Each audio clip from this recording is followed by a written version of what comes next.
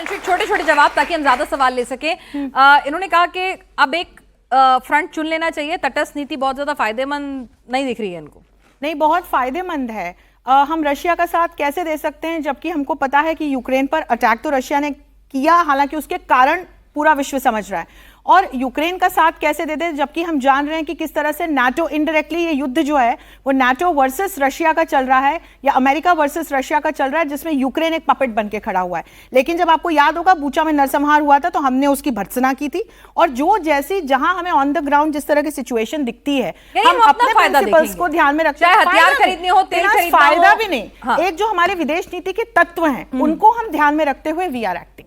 और मैं कह दूं तटस्थ नहीं है, हम नॉन अलाइंड हैं, जिसको मल्टी अलाइनमेंट कहते हैं। सामरिक स्वायत्तता कहते हैं। हम उसका एक्सरसाइज करते हैं कि हम चुनेंगे कि क्या हमें डिसाइड करना है, कोई हमें आके बताएगा नहीं। तो तटस्थता सही शब्द नहीं, अंग्रेजी में और हमारे इंटरनेशनल रिलेशन तटस्थ हम नहीं कहते हैं उसको। इनफैक्ट हम ये कहते हैं पिनास कि from non aligned we have become all aligned nation. सबके साथ है, सबके साथ है भाई, सबका साथ सबका विकास।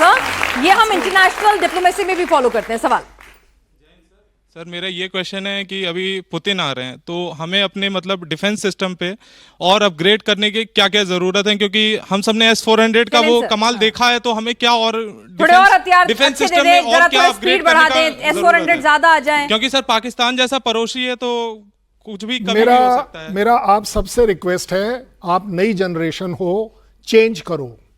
हमें डिफेंस मजबूत बिल्कुल नहीं करना है, हमें अपना ऑफेंस मजबूत करना है।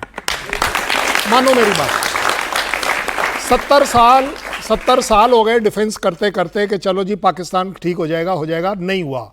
आजकल आप देख रहे हो कि पाकिस्तान थोड़ा थोड़ा ठीक हो रहा है। क्यों? क्योंकि अब आजकल आप ऑफेंसिव हो गए। मेरे टाइम में सपना भी नहीं ले सकते थे कि हम बॉर्डर क्रॉस कर पाकिस्तान में जाकर स्ट्राइक कर ऑफिशियली वापस आ पाएंगे। अगर पुतिन से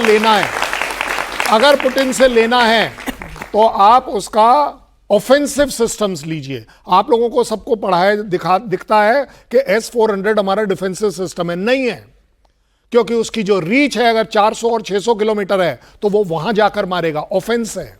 आप मेरे तरफ मत आना, ये गलती कभी मत करना। मुझे लगता है कि इस समय भारत को अपनी इस मेंटालिटी को चेंज करना चाहिए।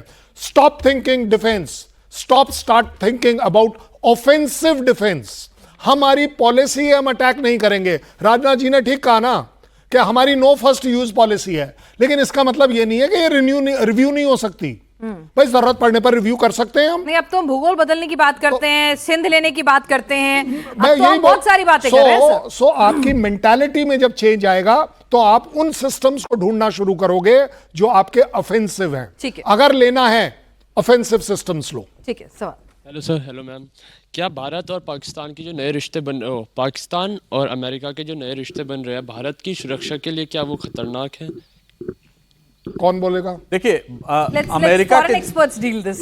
अमेरिका के जिससे भी संबंध बनते हैं वो टेंटेटिव होते हैं, ट्रांजैक्शनल होते हैं और कुछ दिनों के लिए रहते हैं। इसीलिए कोई ये कह दे कि पाकिस्तान अमेरिका के साथ दोस्ती करके बहुत बड़ी शक्ति बन जाएगा, ऐसा नहीं है।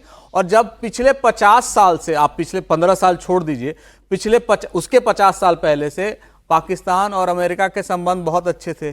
कितने बार हमने हराया है, कितने बार उनको मुंह की खानी पड़ी, कितने बार क्लिंटन साहब ने 1999 के कारगिल युद्ध के बाद उनको जाके बोला था बंद करो ये ड्रामा, नहीं तो और पिटोगे। तो कहने का मतलब है हमेशा वो ट्रांजैक्शनल रहता है, पैसे दो, कैश एंड कैरी स्कीम है। सर, अगर बहुत सिंपल कहूं, अमेरिका युद्ध करवाता है, रुकवाता नहीं है, और युद्ध में उतरता तो बिल्कुल भी नहीं है। और हाल फिलहाल की स्थिति देखो, अभी सबसे बड़ा कंटेम्प्रेरी एग्जाम्पल है आपके सामने। जब अफगानिस्तान के साथ पाकिस्तान इंगेज हुआ तो यूएस कहां था? और जो सऊदी के साथ में एक डील की थी, पूरा ये डिफेंस फ्रेमवर्क साइन किया था कलेक्टिव सिक्योरिटी के सिद्धांत पे, तो वहां से भी कोई सहायता नहीं मिली। तो हमारे लिए इस प्रकार की कोई चिंता करने की, पाकिस्तान के यदि आप हवाले से कहें तो मुझे नहीं लगता कि ऐसा कोई ऐसी वरीसम सिचुएशन। इनफैक्ट यूएस ने अभी $1 मिलियन उनको दिया है, अफगानिस्तान को एड दी है। आप सोचिए कि किसके लिए एड दी है।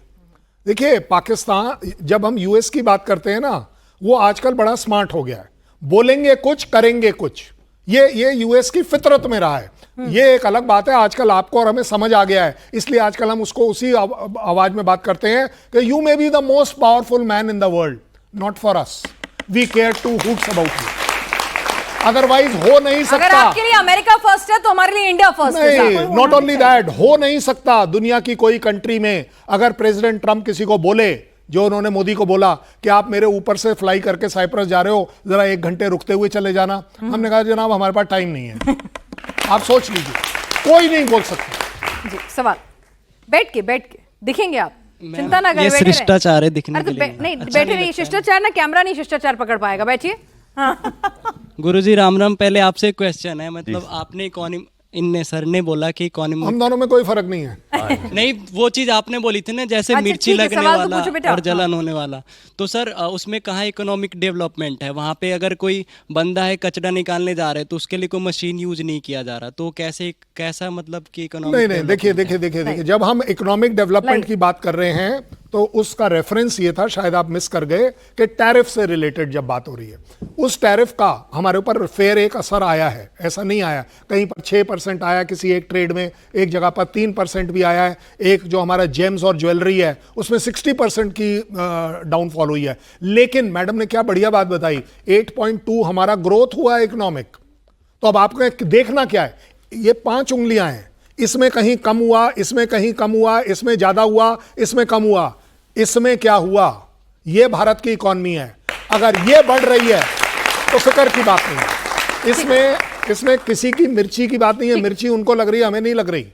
हमारी ग्रोथ जो है, आप एक बात बताओ ना, हम कहां चल रहे हैं आजकल? हम 3rd 4th वहां पर चल रहे हैं इकोनॉमिक, उसमें हमने अच्छे को पीछे छोड़ दिया है। किसको मिर्ची लगनी चाहिए, मुझे या उन्हें? ऑब्वियस बात है उन्हें। उस रेफरेंस में बात हो रही है कि इन लोगों को मिर्ची लगेगी, सर एक इनको और जलन टेंशन तो होगी। बैल साहब, ये भी मिर्ची लग रही होगी जब हमारी डिफेंस डील साइन हो रही होंगी। S-400 अभी तो पूरे आए नहीं है, तब पाकिस्तान को हमने क्या सबक सिखाया था, ये पाकिस्तान ने देखा। ब्रह्मोस जो हमारा ज्वाइंट वेंचर है, उसने कैसे रातों की नींद उड़ा दी, देखा। अब पुतिन आएंगे तो कुछ बड़े, सर ने जैसा कहा, ऑफेंसिव हथियारों के ऊपर बात होगी, ज्वाइंट ऑपरेशंस होंगे, नए फाइटर जेट्स आएंगे, तो टेंशन तो हाई है। बेनाज जी, वैसे एक बात मैं आपको बता दूं, भारत ने वर्ल्ड रिकॉर्ड क्रिएट किया था ऑप सिंदूर के अंदर, जब हमारे S-400 ने 314 किलोमीटर दूर उनका सबसे हाई वैल्यू एसेट को डिस्ट्रॉय किया था। ये वर्ल्ड रिकॉर्ड है। और उसके बाद हमने उनसे $5 बिलियन के 5 सिस्टम खरीदे हैं, यानी कि हर सिस्टम $1 बिलियन के करीब आता है। 3 वो दे चुके हैं, 2 और देने हैं। इस पे भी बातचीत होगी कि जितनी जल्दी वो हमको दे दे, 2027 की बात कर रहे हैं, उससे पहले दे दे अगर, तो बहुत अच्छा रहेगा। दूसरा S-500, उससे भी दूर का रेंज का 500 किलोमीटर रेंज की भी बात हो रही है। फिर Su-57 की जो ऑफेंसिव बात चल रही थी, हमारे पास अगर एक चीज की कमी है वो है स्टेल्थ कैपेबिलिटी। स्टेल्थ का मतलब होता है वो जहाज जो रेडार पे कम दिखता है और विजुअली भी कम दिखता है, और उसका जो हीट सिग्नेचर होता है वो भी कम होता है। तो कहीं ना कहीं Su-57 एक ऐसा विकल्प है जो कॉस्ट इफेक्टिव भी है, को डेवलपमेंट भी कर सकता है, 100% ट्रांसफर ऑफ टेक्नोलॉजी है उसके अंदर, और साथ साथ में वो हमको सोर्स कोड देंगे कि भारत के वेपन सिस्टम्स उसमें लग सके, जैसे Astra beyond visual range air to air missile, या भारत का बहुत ही अच्छा गैलियम नाइट्राइड का रेडार वो लग सके उसके अंदर। तो कहीं ना कहीं ये बातचीत Su-57 पे जरूर होगी। लेकिन एक चीज आ जाती है कि हम साथ साथ में M का जो एडवांस मीडियम कॉम्बैट एयरक्राफ्ट हम बना रहे हैं, पर वो 10 साल बाद प्रोड्यूस होगा, तो उसका स्टॉप गैप के लिए ये एक बहुत ही अच्छा स्टेप होगा, जिसमें इसकी टेक्नोलॉजी का इस्तेमाल हम कर पाएंगे। और इसके जो सिस्टम्स की रिक्वायरमेंट है, कोई भी जहाज आप देश में बनाते हैं तो एकदम नहीं बना सकते, उसके लिए फैक्ट्रीज खड़ी करनी पड़ती हैं, इकोसिस्टम बनाना पड़ता है। वो आधा तैयार है अभी हमारे पास, क्योंकि हम Su-30 MKI जो उनका जहाज है वो उड़ा रहे हैं। हमने 260 के करीब, 270 प्लस है हमारे पास, 260 के करीब हमने भारत के अंदर लाइसेंस प्रोड्यूस किए हैं।